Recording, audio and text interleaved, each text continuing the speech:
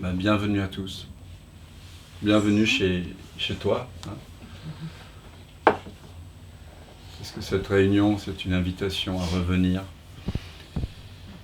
à ce qui ne peut ni être obtenu, ni perdu. À se rappeler ensemble en amitié à ce que nous sommes déjà. Un temps béni qu'on prend pour se rappeler que ce que l'on est n'est pas dans le temps, justement.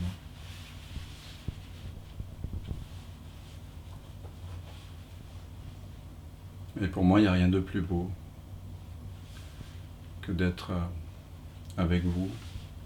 Comme disait Spinoza, il n'y a rien de plus noble que d'être entouré d'amis qui cherchent la vérité, qui l'explorent.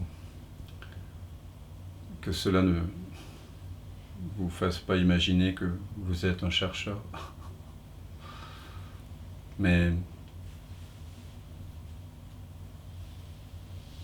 j'aime bien cette définition de l'homme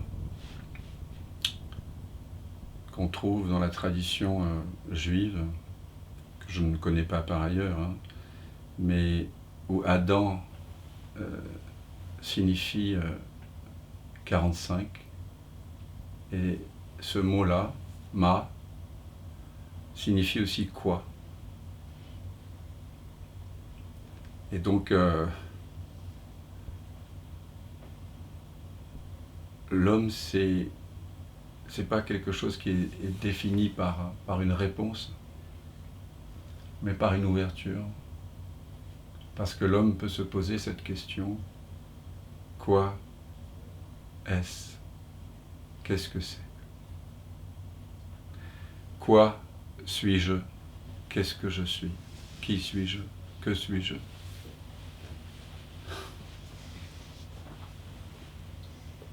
C'est quoi? C'est quoi tout ça? C'est quoi cet univers?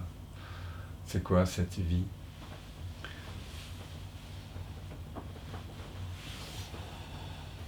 Donc l'homme, il est peut-être enraciné dans la terre et fait de poussière, mais Adam et l'homme a en lui cette capacité unique de se retourner vers son origine et de s'interroger à propos d'elle.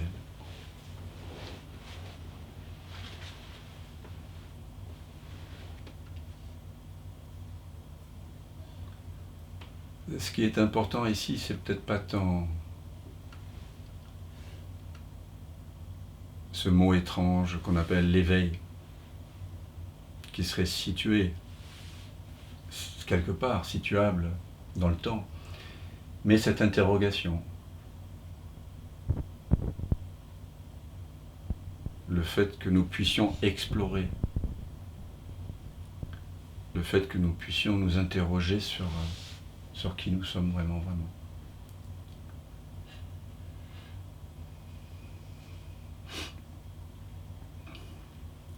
Donc ce que nous partageons ici, c'est pas une doctrine, c'est pas un système de pensée. On n'est pas en train d'établir une énième secte, un système de réponse. Mais quand on vient dans ce genre de réunion, on co-crée ensemble un espace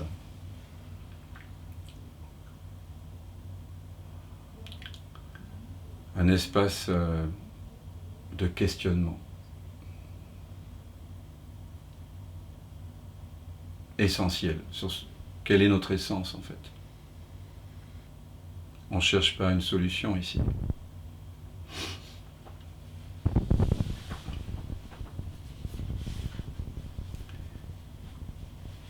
C'est un questionnement qui va nous conduire au bord du précipice,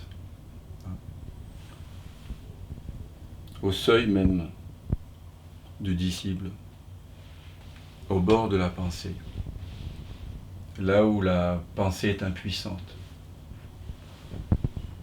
On lui a fait beaucoup confiance. Et donc nous nous réunissons pour philosopher ensemble. Pas comme j'ai appris à la Sorbonne, d'accumuler des concepts. Non, philosopher au sens originel du terme, au sens de Socrate. Nous sommes là parce que nous pressentons qu'au fond nous ne savons rien.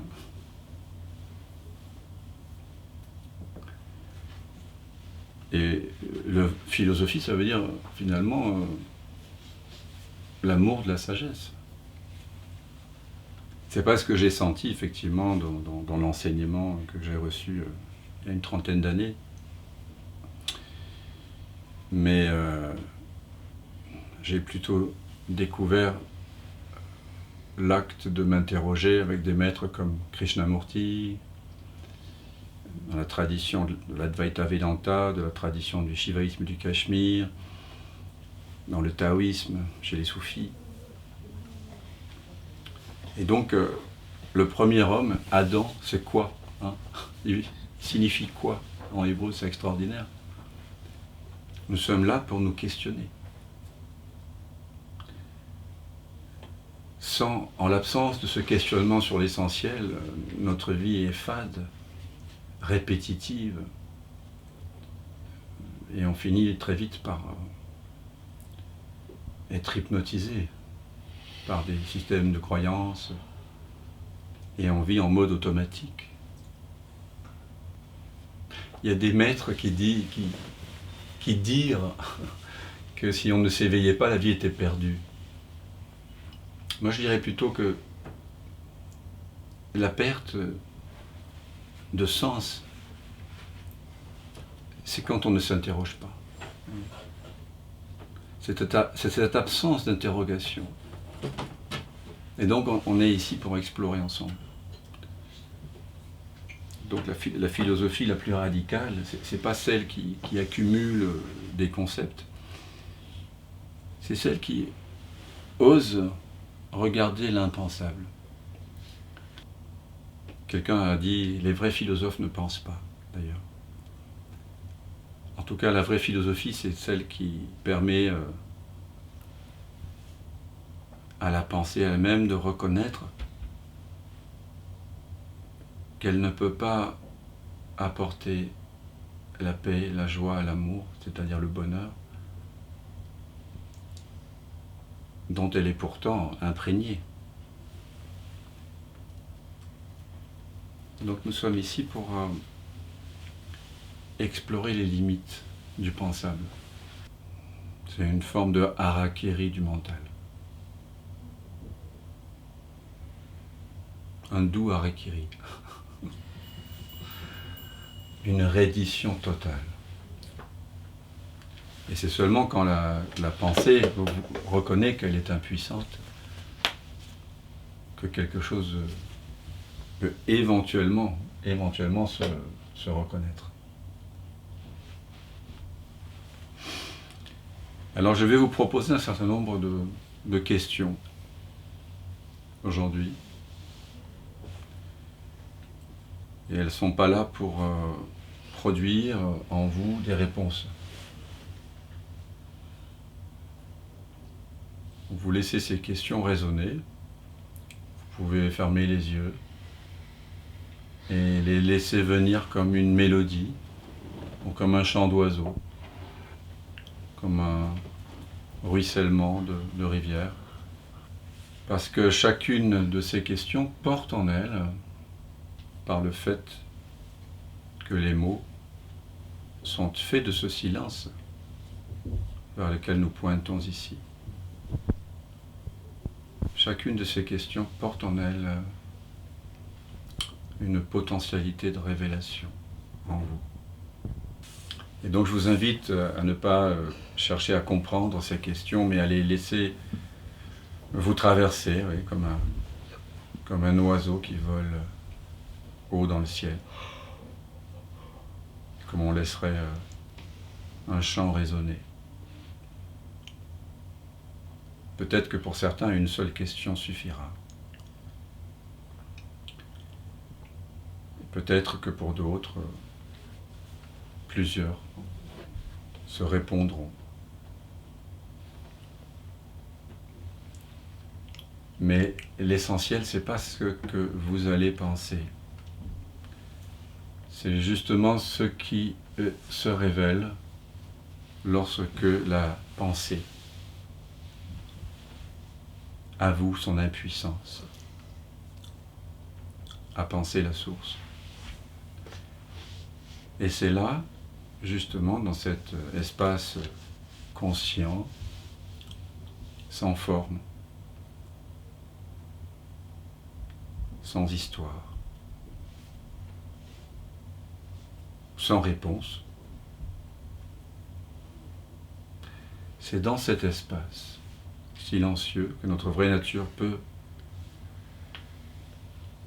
éventuellement se reconnaître elle-même.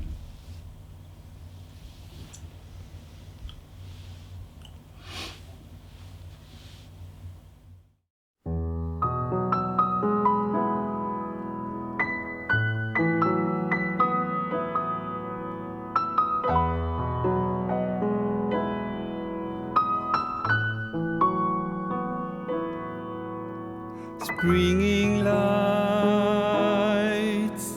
summer rise, autumn leaves me alone. Winter breeds another kind of life. Ocean tales have now come true, I feel the blue. Mother kisses her little boy. Good night.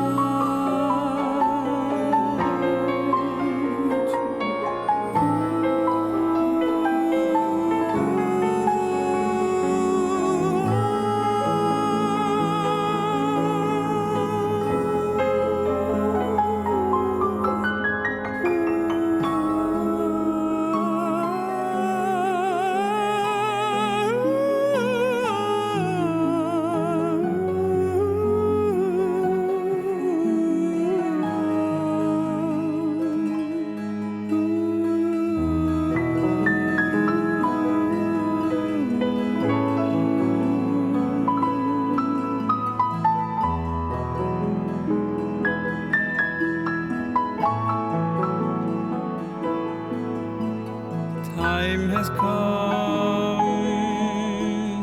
going home, breathing like an insect or a universe. Raining hearts are telling me to heal. Mending fields are whispering you are here to feel. Those who hear are here to play.